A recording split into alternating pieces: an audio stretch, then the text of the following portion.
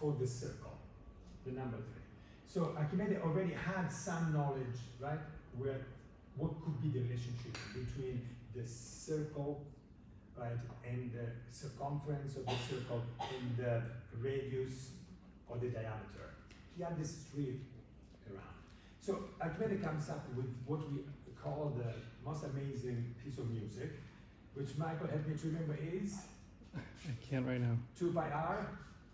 It's, I mean, you know what pi is, right?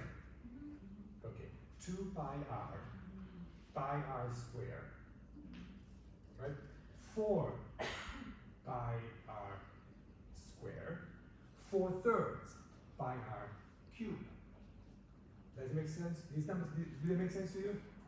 The circumference, the surface of the circle, the surface of a sphere, the volume of the sphere. Now, this is high mathematics. This is not something that you say today, oh, I know exactly what we're talking about, right? How did he find out? I cannot tell you right now, but you cannot, it's fascinating what he does. He cuts the sphere in half, puts a cone inside, it slices, I mean, what Archimedes was doing was incredible. And right into Eratosthenes on the other side, who on his own was making enormous amount of discoveries, because what we find out from there, they knew in Aswan in Egypt, in the equator, they had a well, like the equator, where it was very clear that on a day of the year, 2 days of the year, the sun would go straight down, no shade. On the same day, in Alexander of Egypt, or in Syracuse here, the sun will create a shadow. So here in Sicily, there was a shadow like this. In Aswan, on the same day, no shadow. So because they could measure distances with camels, they knew how many steps a camel could do in a day, and counting the days that it would take from Aswan to go to Alexander of Egypt, they knew the distance, right? So according to the distance, they knew that shade, they had the shade would give you an angle, right? With the angle you had the angle. You had the side of the shade, because it was the distance measured with the camel. With the simple Euclid triangle, you could find exactly the missing information, missing numbers. And so with the simple triangle, these people were able to measure, and they start the first parallel. You know, the parallel gradient basically started there. So we're talking about 240 years before Christ. And this is in the writings between these two people. Not only, like, for example, they would find fossils. They would find fossils in the mountains in Sicily. They would find fossils down deep into Africa, in Egypt. And like, why these fossils that are sea fossils are in this place? How is this possible? Right? And now they said maybe it was the sea brought them there. And what could have been? Maybe it could have been this deluge that the Bible was talking about, or the heritage was talking about. Maybe this mega deluge brought these fossils there. And the fossils there were also enormous bones. They thought maybe giants existed before us. So they started thinking about the evolution, the Darwinian evolution. People were saying, yeah, why there is this big bone here? Maybe there were these big people before. Then comes the word chimera. Chemistry, you know, the chimera is something, monsters, you know, so they believe that eventually they were, by chance, you know, there were so many species, animals, and so they were mating, and some would work, in fact, some didn't work. And out of all this thing, only some survived. Then Aristotle comes in and says, yes, because you cannot mix the species. Each species has to mate with its own species, and that's the only way to survive. But they were saying that maybe before they all mixed together and chaos came out, that's why we found these fossils of all these monsters, and those died, and those that survived are the ones that we are still alive today. So they were already thinking about that. Or they were burning a pile of wood here, right? And they were like, what is the weight of smoke? I have a fireplace, I burned all this wood, and the answer was like, maybe the weight is weigh the ashes. So the weight of the wood minus the ashes, all the remaining part is the weight of the smoke. But what is that? What Lavoisier found with the French Revolution, they died in the French Revolution, found out as the mass that recycles itself, which nothing gets wasted.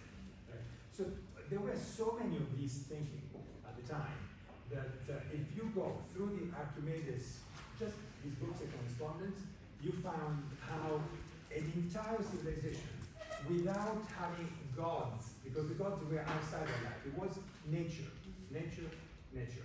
Everything came, they adapted their life to nature.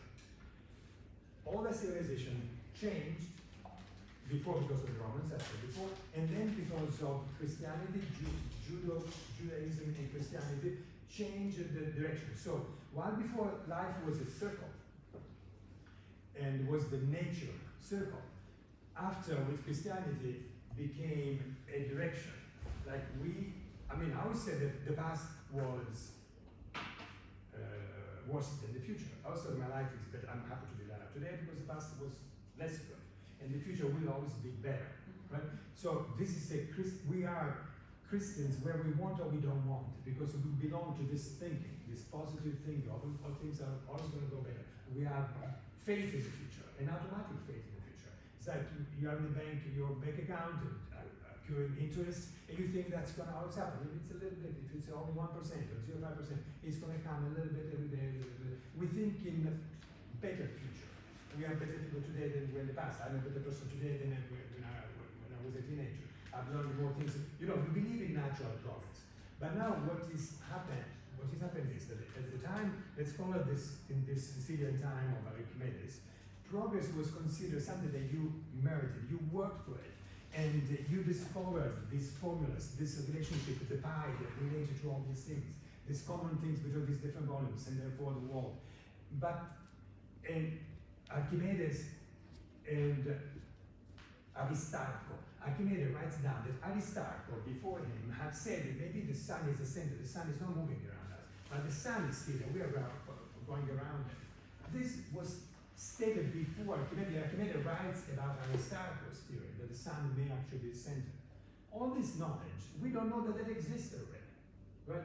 So somehow, there was an historical regress. And the concept is that their progress is based on merit-based progress. Today we have a chronos-based progress. We think that time brings progress. And it's happening to our culture today. What we are doing comes from the past. Because we think it's better. What we are doing right now, what the future is going to be better, because we are smart and we know that we're doing the best we can.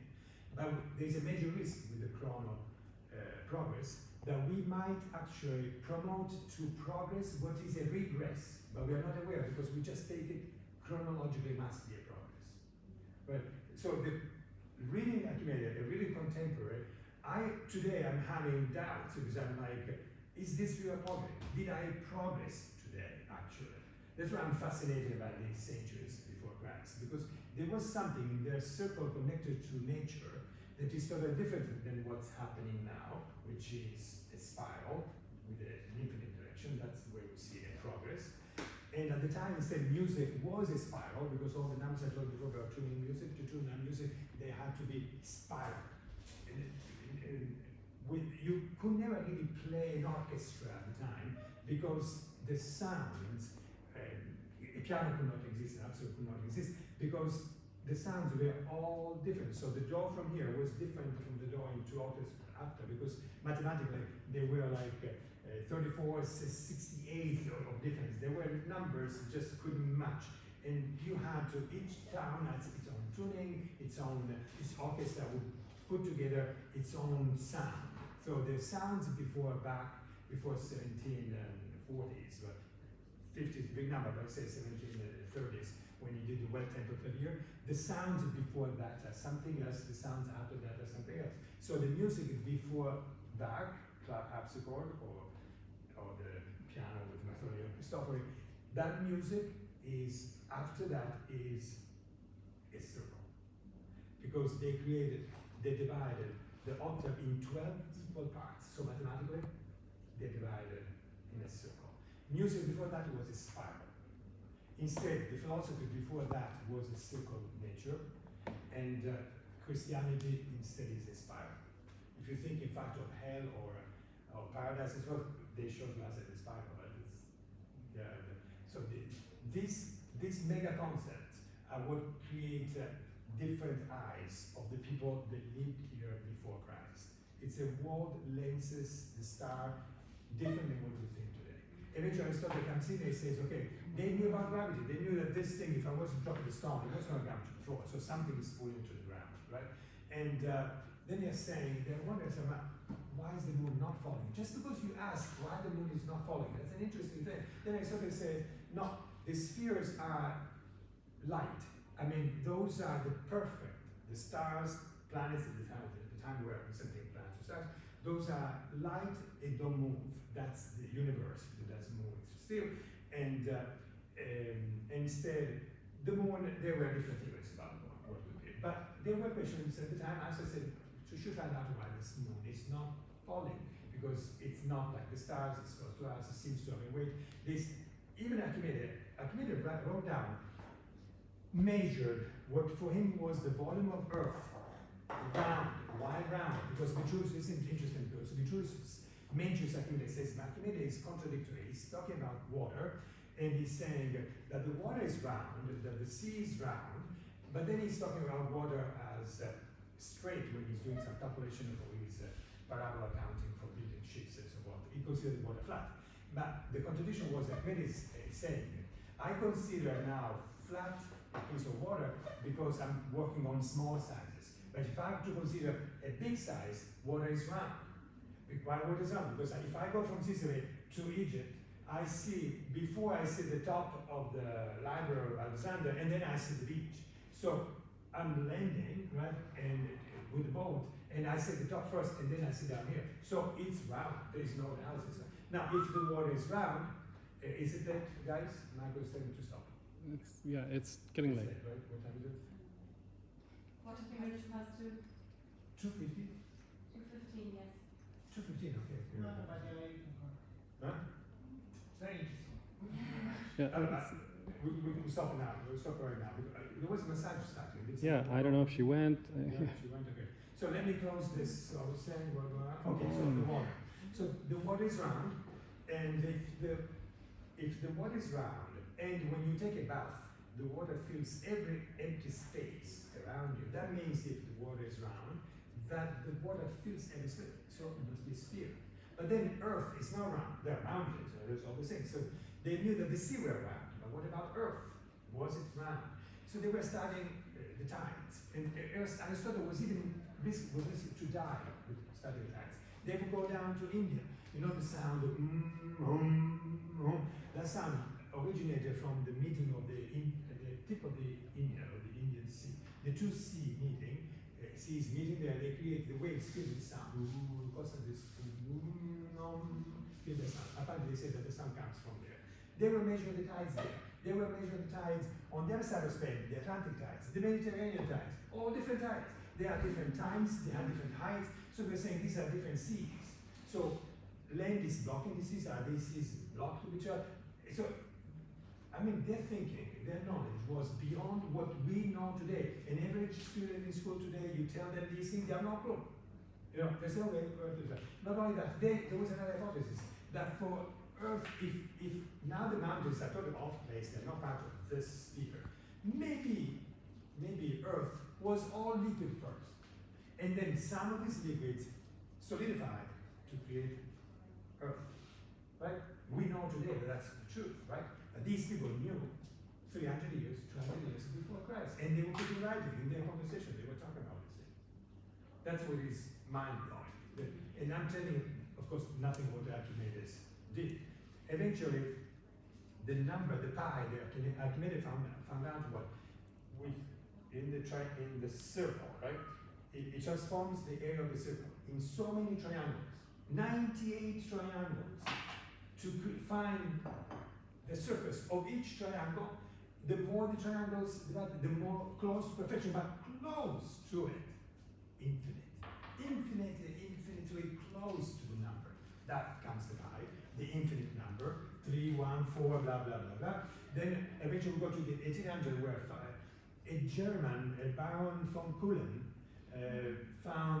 finds the number, the pi with 53 numbers after, and was so excited about that they wanted on his grave the 53 numbers written, and Archimedes wanted on his grave the sphere and the cylinder, because he was proud of having discovered that a cylinder that contains a sphere inside, the relationship between the sphere and the cylinder is exactly 2, 3, which is the Pythagorean number of the fifth, right? The 2/3 of the string.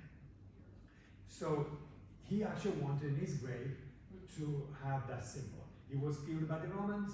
We never knew where his grave was. Cicero, the Roman writer, Cicero eventually, 100 years later, is sent to Syracuse as an administrator, prefecto to rule the city, and he searches for the grave. He finds the grave with the symbol, so he cleans up the grave and says, "This is the grave of Archimedes." It was his biggest achievement. But then, because he found it, then it was dilapidated. We lost it now. We don't know where it is today. The tomb of Archimedes. Okay, we stop. Thank you. Please.